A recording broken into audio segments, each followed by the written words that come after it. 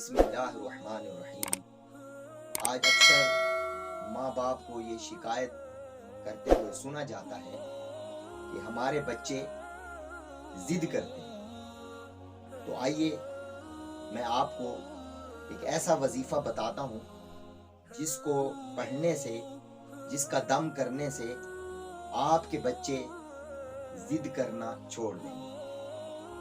وہ ضد کیا ہے، وہ وظیفہ کیا ہے، ذرا غور سے سماعت کیجئے کہ جس کا بچہ ضد کرتا ہو تو صبح اول آخر ایک بار درود پاک اور سورت فلق اور سورت ناس یہ ایک مرتبہ پڑھ کر اس بچے پر دم کر دیجئے۔ انشاءاللہ عز و جل تھوڑے ہی دنوں کے بعد آپ کا بچہ ضد کرنا